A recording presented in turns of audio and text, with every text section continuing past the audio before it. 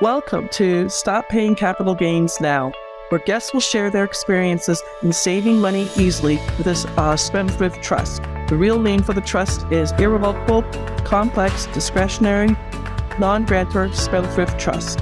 Capital gains are currently 23.8% on any profits, be it a crypto investor, crypto miner, real estate investor, day trader, forex, stock market trader. Your guest is Sally Gimon, and I want to make sure that you can learn how to save money easily.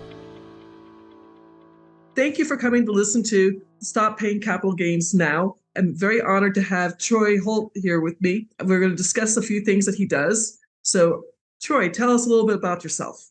Awesome. Well, first of all, I want to say, Sally, thank you so much for allowing me to be here to be a part of your podcast. Sally has been a guest on mine. We've made a connection, and we just kind of really highly respect each other and appreciate each other. And thank you for your support, Sally, everything you've done. So again, thank you for the opportunity.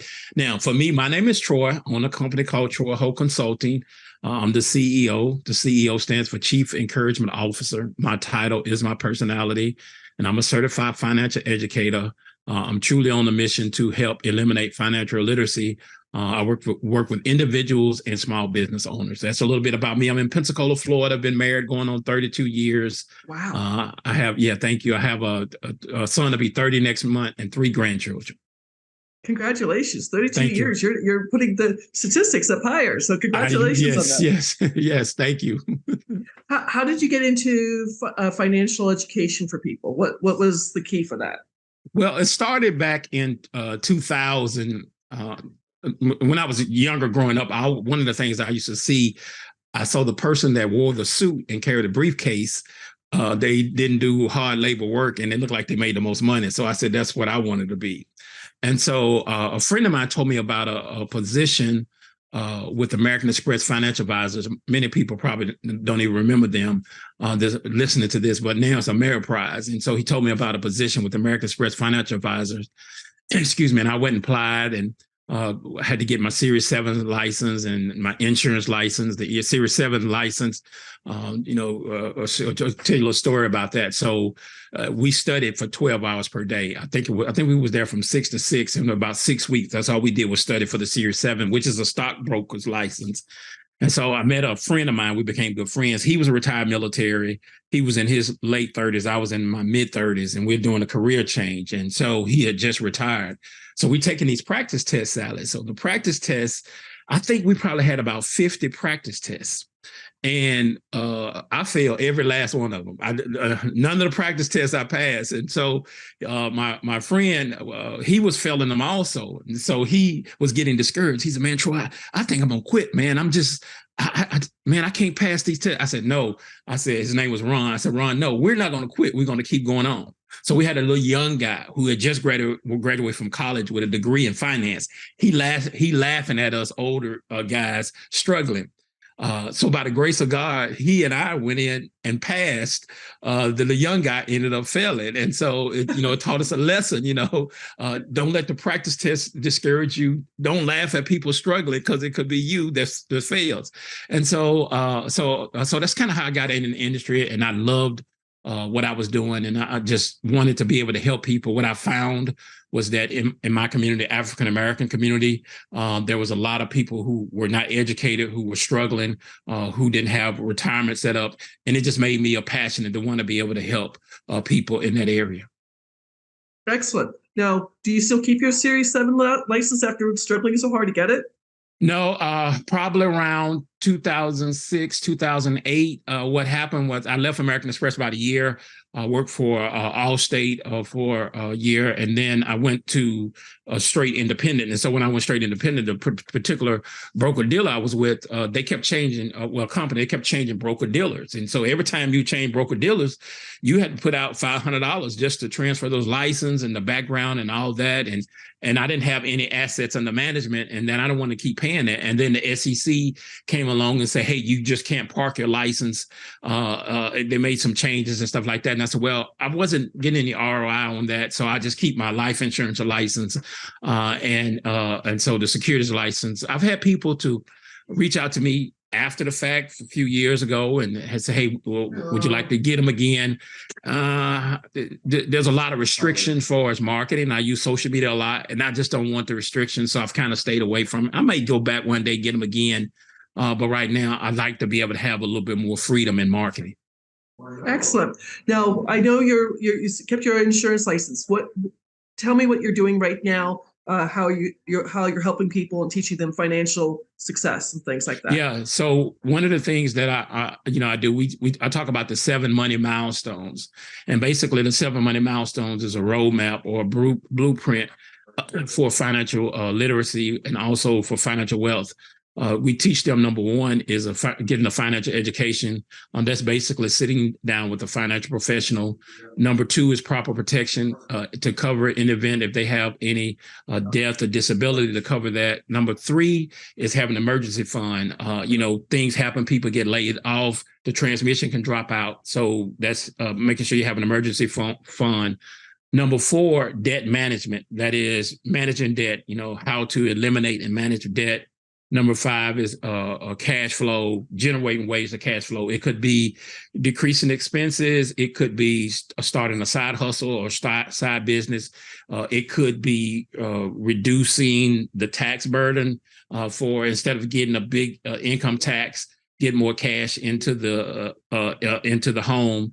And then number 6 is, once you get all those in place, then it's started building wealth, showing people the things that eat up wealth is inflation and taxes, showing them that, there's 3 buckets of taxes, tax now, tax later, or tax never, trying to get them to get more of their money put in the tax never, which is Roth IRAs and or cash value life insurance. And number 7, protecting that wealth, wills and trust. We know people like Prince, Aretha Franklin, they didn't have any estate plan set up. And so it was a big mess, continue to be a big mess, because they didn't have these are multimillionaires, but didn't have an estate plan set up. So educating people on those 7 money milestones is what I'm kind of doing. And then what we do is we show them how to implement some of that. And a lot of we use is insurance products, life insurance, annuities, and long-term care. Excellent. And, when you think about it, I was surprised when I heard Prince had passed away and that he did not have anything. And I hear his entire estate, all the music he's made and everything else is just going to be eaten up by lawyer fees, which is just so wrong.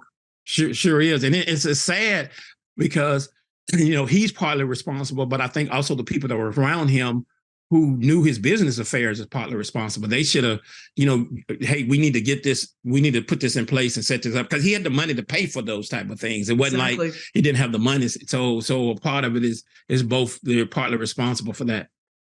And you hope someone's telling people the right information, because when things like that happen. Funny question about Prince. I heard that his vault, he only got 12 times to try to get into the vault in his house. Do you know if they ever were able to get where all his music was kept? No, I didn't. No, I hadn't heard anything, but I'm gonna have to research that and find out, because I didn't know that. That's interesting. He had a vault in there and they was trying to get in the vault, but I guess he didn't have anything written down, I guess, or some type of password, whatever it is. Well, correct. I don't know if they found it or not, but they were saying supposedly he has tons and tons of music he wrote that he never produced or anything. Right. Just think the royalties on that. Correct. Yes. That's the sad thing about it. Yeah. And I don't think he had any children either. I can't recall. I know him as an artist. I don't know much about his personal life, if that makes sense. So but it is sad. And, talking about when people don't have things put together, I don't know if you know about my history. I worked for 18 months as a Medicare broker, and people turning 65 or doing open enrollment, switching things around, they get wiped out when there's a disease or there's something happens, True. Because people aren't prepared, unfortunately. And true. You talk about a Roth IRA. I just had a client who worked for 40 years, is retiring, thought she had a Roth IRA, and finds out it's a traditional IRA, and her money, she's going to pay.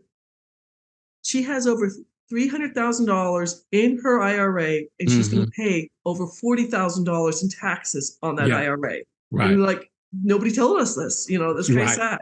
It's true. And to your point, what you do, Sally, is always to legally show people how to minimize taxes. And that's where the education comes in. You know, a traditional IRA does save you taxes up front, but it's a couple of $100, but you're only saving on the seed, and you want to save the taxes on the harvest. You know, like you said, she got $300,000. And now, you know, there's so much education out there, and just educating people. You know, I can show people how to set up this is just common people. I can show them how to set up a Roth IRA for $100 a month. It's an annuity, and most times you put something in an annuity, they want, you know, at least a minimum of $10,000 or more.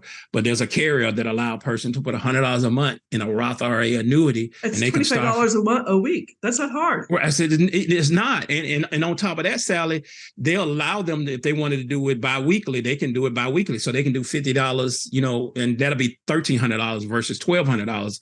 So it's things out there that allow people to put away. And I tell people, you know, start where you are. You know, you can't change the past, but if you're in a position, you know, if you put away $100 a month, and then you can increase it if, you know, as time goes, and just start somewhere.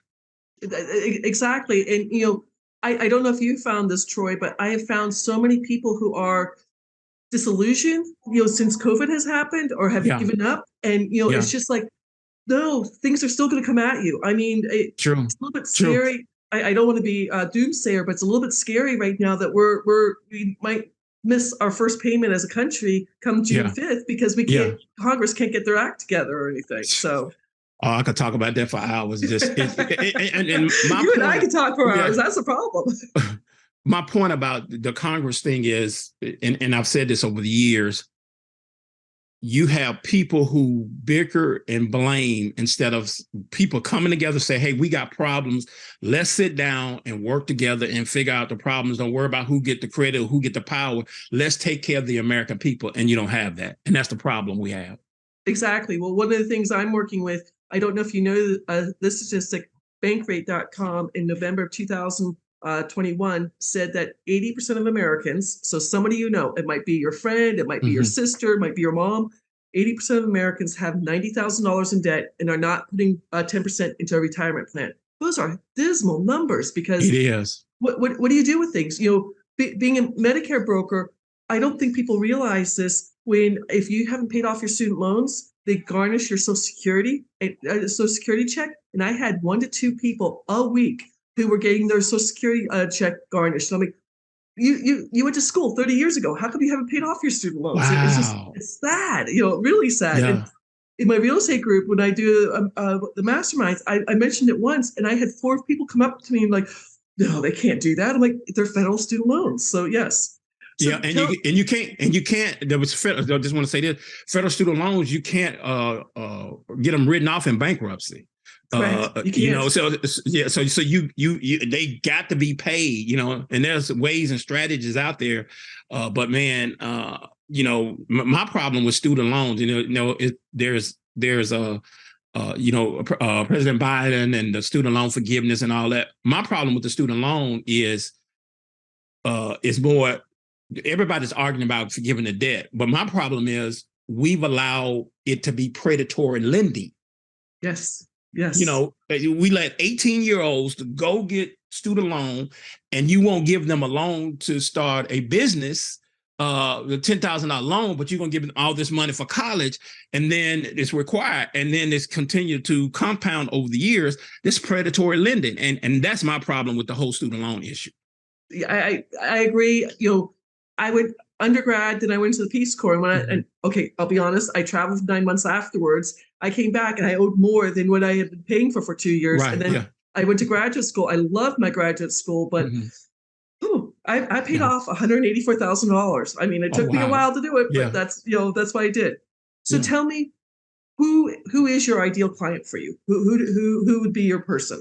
So my ideal client is probably about 95% of my clients are women, and it wasn't like I decided that I just was going to set out for women, but it just happened to be the women would reach out to me. You know, even if they had a spouse or a partner, they will be the one to reach out to me, say, "Hey, Troy, I need help. I got children. I want to make sure they're protected. I want to make sure I'm covered and such and such. So about 90% of my, I'll probably say about 95% of my clients are women. So my focus is on women. And here's some reasons why I really advocate women. Number one, in America, we don't realize that there's a pay gap, there's a gender pay gap between women and men. Men get paid more, but some of it is because women are the ones that take off from to take care of children or have children or to take care of a loved one. Men, in general, we don't tend to do that. So therefore, they end up missing out on promotions. They end up missing out on money. And so that's a big, huge issue for me because those type of things. Also, on jobs, women tend to, and I'm not saying this for every woman, but women tend to, when they get offered a particular salary, they don't really negotiate or push back because they feel like that they may lose out, and so they get paid less. So these are some factors that's important to me. So I'm a big advocate and big supporter of women. And then a lot of the jobs, women sometimes can even do just the same, sometimes even better than men. A classic example, during COVID, you had Angela Merkel and Jacinta from Australia. Those ladies, New Zealand, correct? New Zealand, yeah, thank you. Those ladies did, people gonna debate, but I think it's because not only they looked at from a lens of they looked at it from a lens for also we have business, but also they looked at it from a family standpoint and different things, more compassionate than a man. And so I praise them for how they handled the pandemic. So my ideal client is a woman, small business owner or professional who's looking, to just generate wealth, but also to be able to put away for retirement and things like that. So that's my ideal client. And the reason I know about Jacinta, I have family in New Zealand, and they're like, finally, New Zealand's making. She did so much for New Zealand tourism. My uncle and my cousins who live in New Zealand, they're like, we need. They depend on tourists, So that's. But it's interesting that it's women. I guess they're the caretakers. They know that, hey, you need life insurance. You need to do this. That's interesting. Yeah. Do you work nationwide or just in Georgia? No, I'm sorry, in Florida. Florida. I work nationwide. I'm licensed in 20 states. And if I come across someone and I can help and I'm not licensed in that state, if it makes sense, I'll get licensed in that state and be able to, to help that particular client. But right now, there's 20 states that I'm licensed in and currently working in. Do you do more business in Florida, or what's your biggest state that you do business in? That's a good question. Putting you on the spot. Yeah, it's hard to say because lately I've been getting, from various places. My home state is Tennessee, so I have clients there. But I guess Florida would be my biggest clientele. But a lot of my clients are not really local. A few from my church, but more of them are, over the states because I do a lot of marketing on social media, and so I get people to reach out to me. So I guess Florida would be my biggest area that currently, but I don't think that's going to last though. I think one of the other states going to take over. So let me ask you, since you brought up social media, what's your go-to social media site? I've gotten more clients from Facebook, but I really enjoy LinkedIn. So it's kind of hard to say, but I'm really this year focusing a lot more on LinkedIn because LinkedIn has more business owners and more professionals on there, and the average salary I think on LinkedIn is like 80,000, whereas like 55,000 on Facebook. So there's a bigger market, bigger qualified market on LinkedIn than it is Facebook. It's interesting because I do 6 different short videos on 6 different social media sites, and I have gotten only one client from Facebook. I get more clients from TikTok than any place else, and I don't know why. But TikTok, right? Yeah. And I'm on TikTok, but I don't get a lot of interaction on TikTok. Now, there's one area that I really want to focus. Well, so there's a new one called Clapper. So Clapper. I don't know that one. Yeah, CLAPPER. Okay. So Clapper is Clubhouse and TikTok combined. I was on Clubhouse. I just don't get it. So Yeah. Now Clubhouse, I've gotten a lot of clients off Clubhouse. Okay. I've built a community on Clubhouse. Oh wow, good for you. Yeah. So I built a big community on Clubhouse, but with Clubhouse, so how kind of build the communities?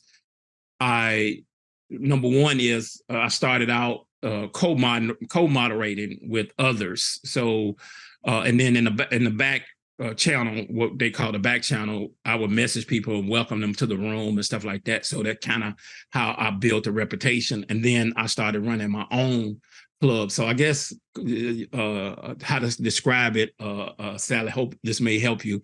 So they changed the clubs to houses. Okay. So Clubhouse is kind of like this. The house or the club is the convention center, and then the rooms are the breakout rooms. Oh, interesting. Okay. Yeah, and so within those breakout rooms, you have different topics and people have discussions. And so you basically have where people they call on the stage, and those are some are moderators. Moderators can control, put people down, put people out. And then you have speakers, and everybody can comment that's on the stage. Then you have the people down in the audience. Only thing they can do is listen, and they have to raise their hand to come up on the stage. And so what I've been able to do, I have two houses. It used to be clubs, they call it houses, have two. So one of them called How Money Works, and I will just focus on financial literacy. Weekly, I will have a room. And then the other one is called relationship marketing. I'm big on relationship marketing. But that one particular one, basically the rooms that we would have book discussion. And most of them we discussed, I think all of them that we would have a series discussing a John Maxwell book, because I'm a certified John Maxwell speaker, coach, and trainer. And so we would have these discussions, and they didn't have to read the book, but we would talk about the book and the subject at hand. And I curate a lot of great conversation. People say, I really enjoy your rooms because I let everybody come up. Either they can ask a question or they could give insight or input. And it just created a great discussion. And so those two kind of built a community from doing those types of rooms. And then, like I said, I got clients off of that, and people respected me. You know, you heard people say, hey, was one lady say, Troy is one of the insurance guys that I recommend. And she said, I don't recommend too many insurance guys, but I've always been a person of integrity, never try to come in and pitch or sell, just try to build relationship with people and educate people. And so that's kind of how it gave me opportunities to get clients. Congratulations. Thank you. I have, yes, my nieces roll their eyes at me. I have an Android phone, so Clubhouse, it was on iPhones for such a long time. And then when they opened it up to my Android phone, I did get on it for a while, but it just, I don't have time to chit chat like that, if that makes sense. Yeah. So, well, during the height of the pandemic, everybody was home because the pandemic. And then when I first really started getting involved, it was the winter. So you got a pandemic and winter. So most people are in the Florida. house. Y'all don't have winter in Florida. So well, we get now. I'm in the Northwest Florida, so I'm not in South Florida. So we get sometime in the late 20s. Sometimes we get weather there. We don't get snow. I wish we did sometime, but we get a little cool here. But that was the two things that really allowed so many people to be on Clubhouse, and it was booming back then. And so now it's changed. As a matter of fact, I'm not on it as much as I used to. I had to pull back. I got overwhelmed for so much, been trying to do too many things at one time. So I pulled back. And so I'm slowly coming back and doing a little at a time, but not like I was about a year and a half ago. You're busy with all kinds of things, your podcast and everything else. Correct. So I'm going to put you on the spot. Mm-hmm. If you were to tell the listeners one book you think they should read about getting financially shipshape and things like that, what is your recommendation for a book for all the listeners to listen to or to read? Our book, How Money Works. Because the reason being is because it's a book that's, and this is for the average American. Mm-hmm. The book is a middle schooler could read it and understand the concepts. It's educational and entertaining, and it's an easy read. And it's basically talking about different strategies, the rule of 72, the $1 Million Baby. It's talking about these strategies.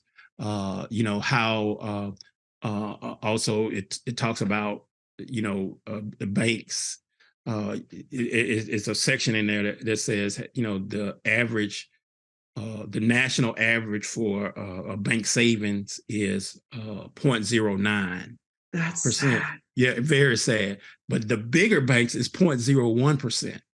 And it explains that, and it talks about the rule of 72 and shows them, the rule of 72 dividing, for those that are listening, the rule of 72 is you take your interest rate you're getting divided by 72, and that number that you get tells you approximately how long it takes your money to double.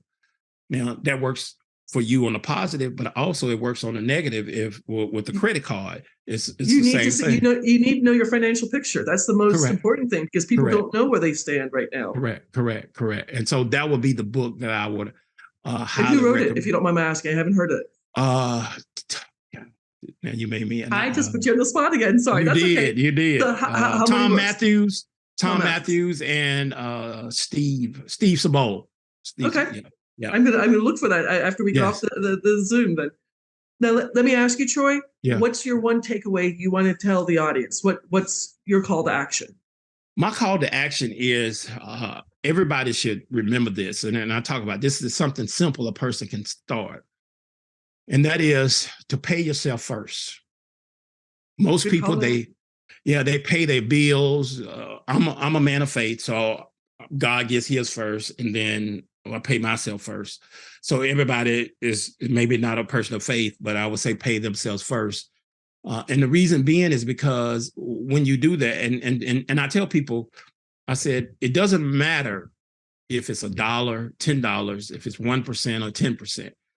It's the mindset and the discipline. And once you start it and you consistently do it, eventually you will increase, because you will see how important it is, because you made it a habit. And so most people don't even start.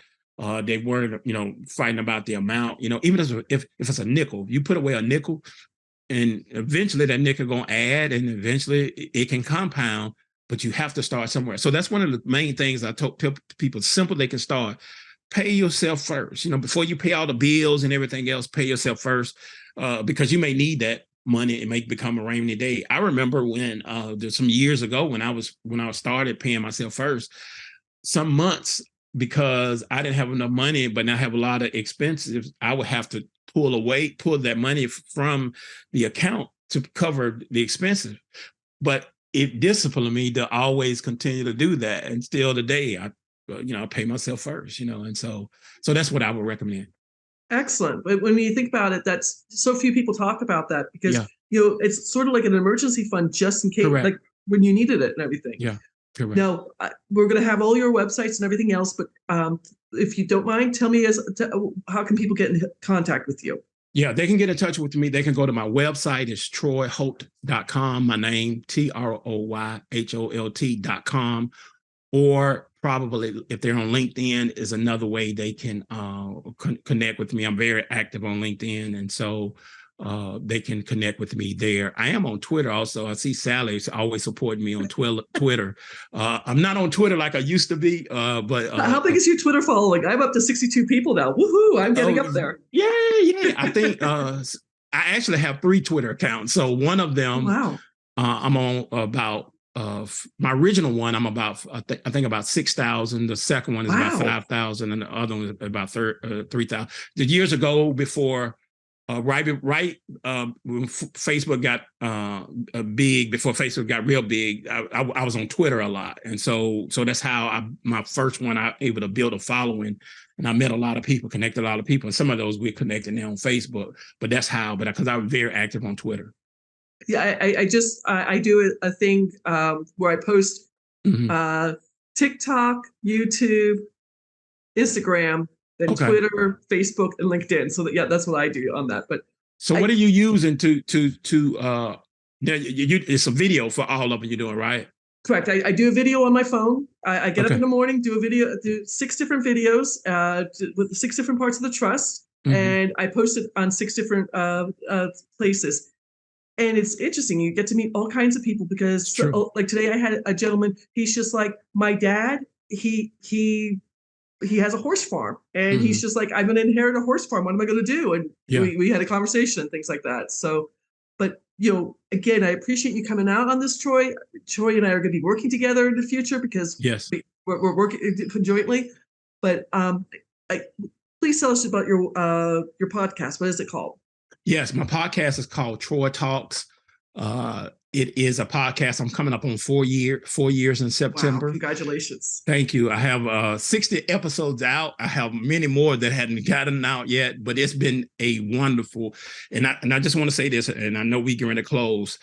Podcast for me, it's not one that I monetize, and I'm thinking about doing another one, but then that was going to be lead generation and probably monetization. But the biggest thing that I can say that I have enjoyed with podcasts, it allows me to meet people like Sally, great people that I probably would have never have met if I was not a podcaster. And that's what's been so huge for me with podcasting. I believe that too. I've been on several different podcasts, loving it and everything. Yeah. I don't want to make this too long for people. I appreciate you coming out, Troy, to talk on my brand new podcast. I'm up to 22 episodes, so you'll be number 24. Thank you. So not 4 years.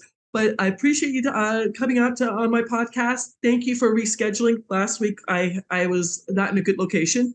But have a beautiful, by the way, it's Memorial Day, so thank you for your service to our country. Thank you. Thank you. And thank you for coming out, and the best of luck to you and all your female clients. Do you know 43% of all women working in the United States don't have access to a 401k at all? I need to meet those people. Yeah, exactly. Yeah, there's a lot of women out there who don't even not even putting money into a 401k, don't even have access to it. Wow. There's a lot for you to do out there. Yeah, it is. Yes. Thank you. So thank you very much. Have a beautiful summer then, okay? Take care. All right. Thank you for listening to Stop Paying Capital Gains Now. You can find out more about this at thetrustisyou.com. Make sure you hit the subscribe button so you can get this and every other episode that comes out. We have lots of great stuff coming up, so make sure you hit the subscribe button so you don't miss out. Thank you in advance for all the reviews and comments. I really do appreciate it. And I look forward to serving you next week's episode. Take care and have a beautiful week.